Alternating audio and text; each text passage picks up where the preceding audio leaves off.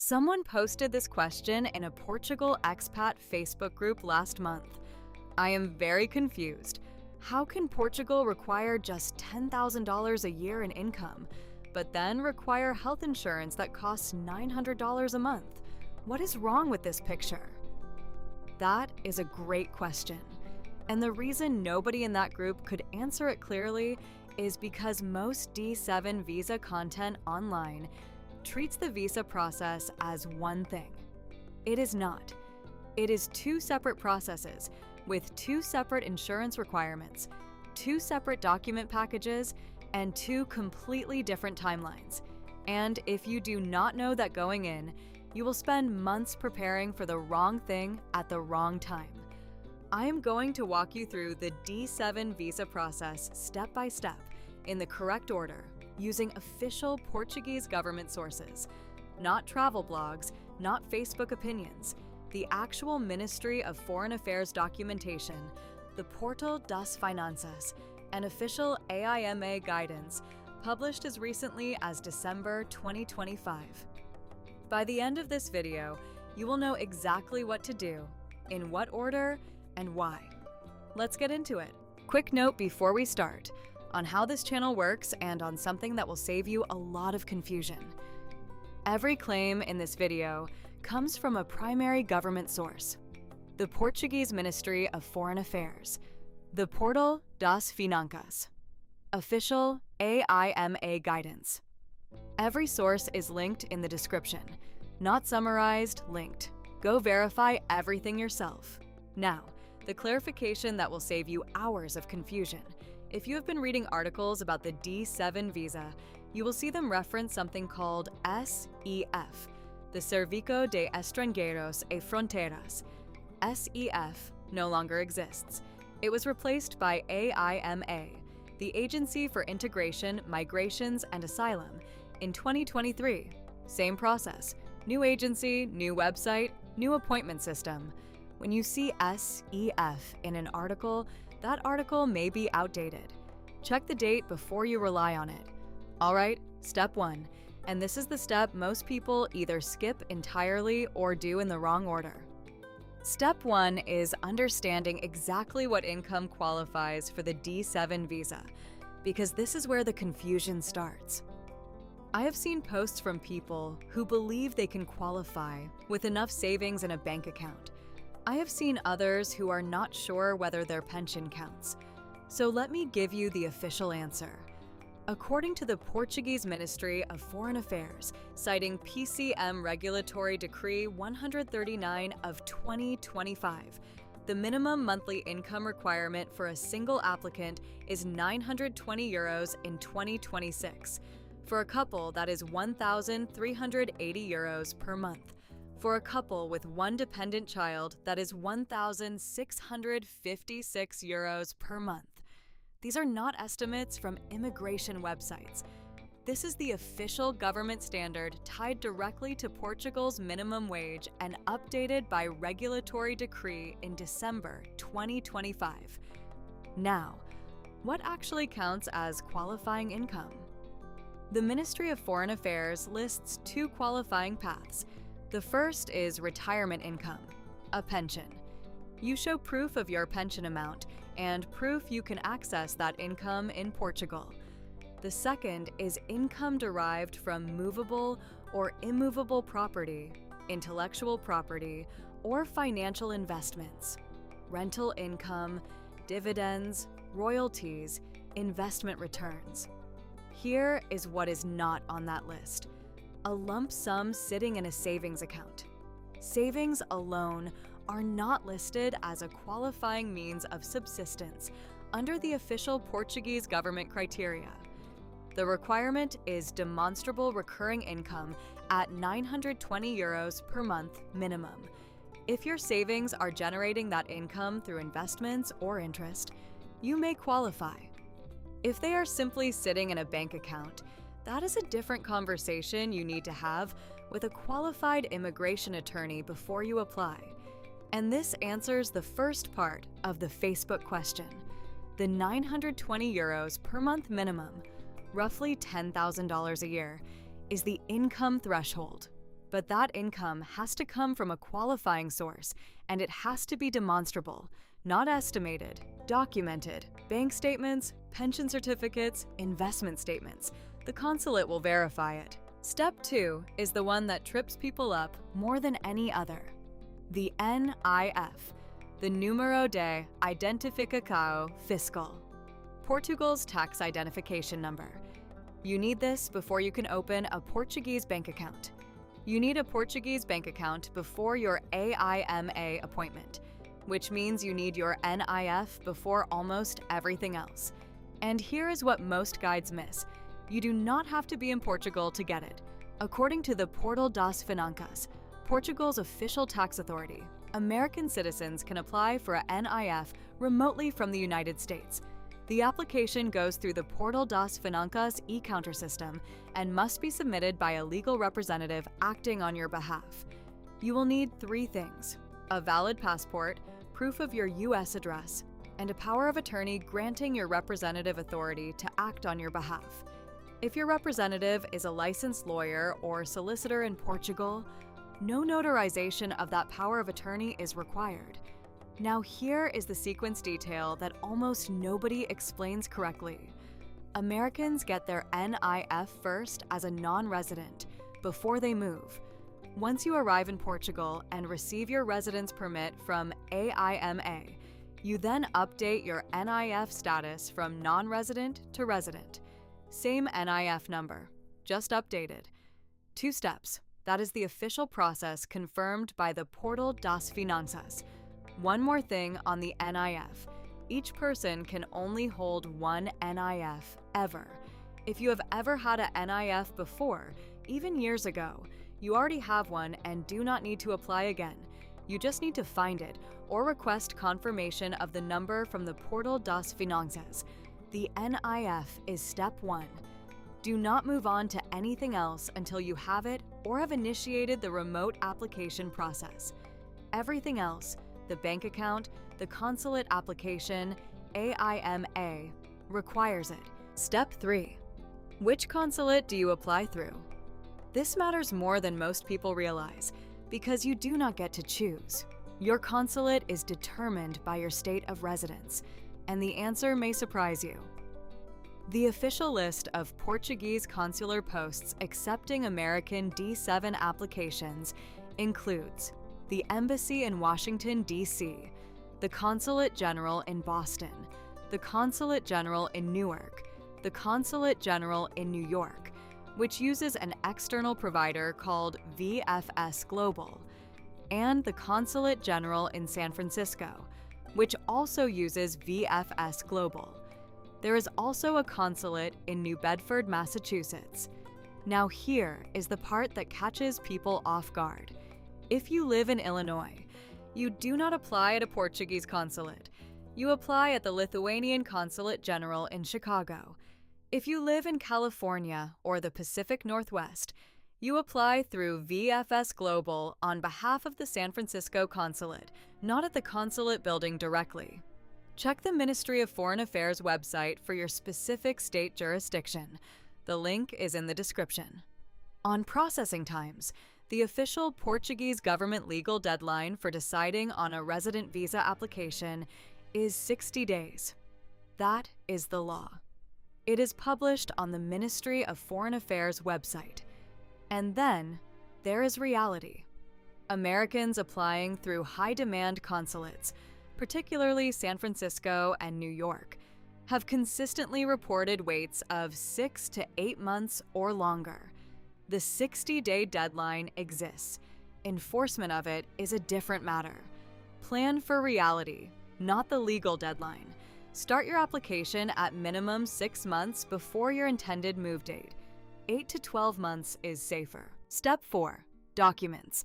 And this is where the timing trap lives. One of the most common mistakes in the D7 application process is preparing documents too early. Some documents have validity windows. Prepare them before your consulate appointment, and they expire before you use them.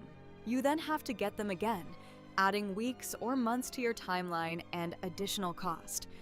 The official general document list for the D7 application includes a completed visa application form, 2 recent passport photos, a valid passport, which must remain valid for at least 3 months beyond your intended return date, valid travel insurance covering medical expenses and repatriation, a criminal record certificate from your home country, and proof of financial resources. The criminal record certificate is the one that causes the most delays, and almost nobody warns about it adequately. For Americans, this means obtaining an FBI background check, then getting that document apostilled through the United States Department of State. An apostille is a form of international authentication that Portugal requires before it will accept foreign documents.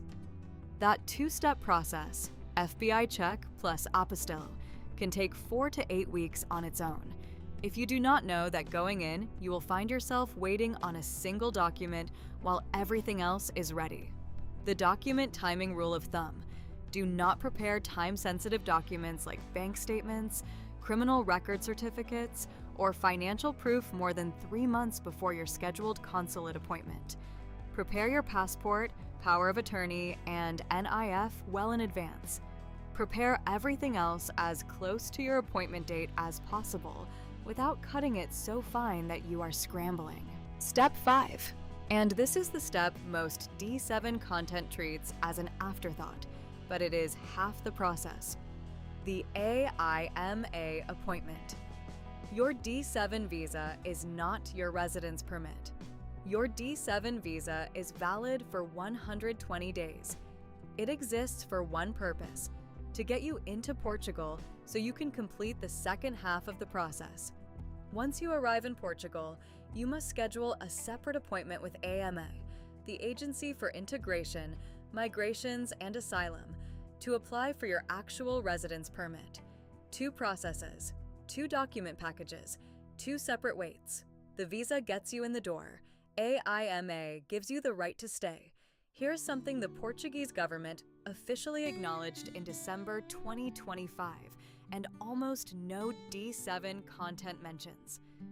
AIMA does not always have appointment slots available when your visa is issued. In that situation, your visa will be printed and sent to you without an appointment date attached.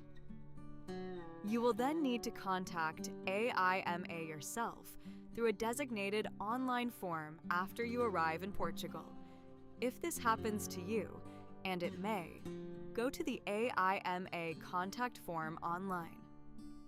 Select subject type, residence permit. Select subject subtype, residence permit with consular visa, non-CPLP. Non-CPLP means you are not from a Portuguese-speaking country. That is the category for Americans. The link to that form is in the description. That last point matters. The official guidance from the Ministry of Foreign Affairs specifically states, use your own personal email address. Not your lawyer's email, not a family member's email. AIMA will communicate with you by email, and if it goes to someone else's inbox, your application stalls. Use your own email from the beginning and check it regularly. Step 6. The insurance question, and the answer to the second part of that Facebook post.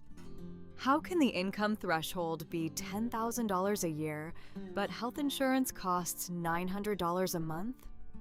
Here's the answer.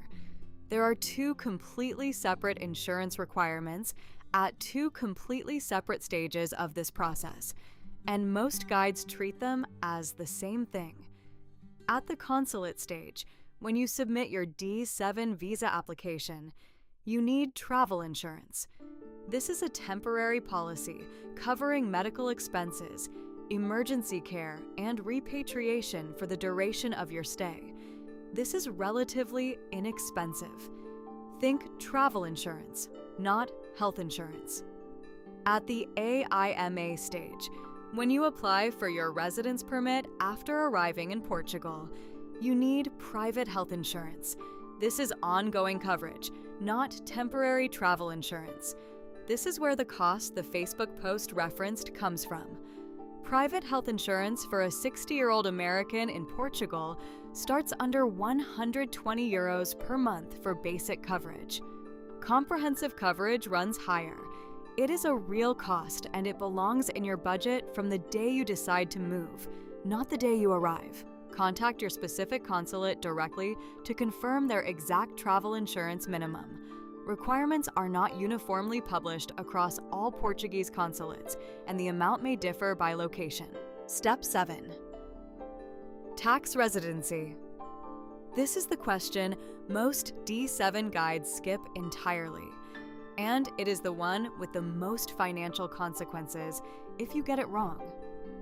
Under Portuguese law, you become a tax resident when you have spent more than 183 days in Portugal during any 12-month period, consecutive or interrupted, beginning or ending in the tax year. Alternatively, you become a tax resident if you have a home in Portugal on any day of that period. That clearly shows your intention to make it your habitual residence. Once either of those conditions is met, you are a Portuguese tax resident, and Portuguese tax residents pay tax on their worldwide income, not just their Portuguese income. All of it. When you cross that threshold, you have 60 days to update your status from non-resident to resident with the Portuguese Tax and Customs Authority. That is not optional. That is a legal requirement with a 60-day deadline. Let me make this real with a specific example from your Facebook groups. Someone posted that they arrived in Portugal on October 16th, 2025 on a D7 visa and had their AIMA appointment scheduled for April 16th, 2026. They asked, "Should I pay taxes in Portugal in 2026?" Count 183 days from October 16th. That puts the threshold at approximately mid-April 2026, right around their AIMA appointment. That means 2026 is very likely their first year as a Portuguese tax resident, which means they owe Portuguese tax on their worldwide income for 2026. That is not something you want to discover in January 2027 when your Portuguese tax return is due. Get a tax advisor in both countries before you cross that 183-day threshold, not after. So let me give you the correct sequence, start to finish, in the order it actually needs to happen. Step 1. Get your NIF remotely from the United States through a Portuguese legal representative. Step 2. Open a Portuguese bank account. You will need your NIF to do this. Step 3. Confirm your consulate jurisdiction and check current appointment availability. Start your application at least 6 to 8 months before your intended move date. Step 4. Gather your documents in the correct order. Criminal record and apostille first. That takes the longest. Bank statements and financial proof as close to your appointment date as possible. Step 5. Attend your consulate appointment. Receive your D7 visa. Valid for 120 days. Step 6. Arrive in Portugal within those 120 days. Step 7. Schedule your AIMA appointment for your residence permit. If no appointment is attached to your visa, contact AIMA through the non-CPLP online form using your own personal email. Step 8. Receive your residence permit. Step 9. Update your NIF from non-resident to resident status. Step 10. Monitor your 183-day count and engage a tax advisor in both countries before you cross that threshold. Every source used in this video is linked in the description. Not summarized. Linked. The actual Ministry of Foreign Affairs pages. The actual Portal das Finanças, FAQ. The actual December 2025. AIMA guidance. Go verify everything yourself. That is how this channel works. Next episode, we are tackling the question your Facebook groups debate constantly. Should you rent or buy in Portugal? And what does Portuguese property law actually say about foreign buyers?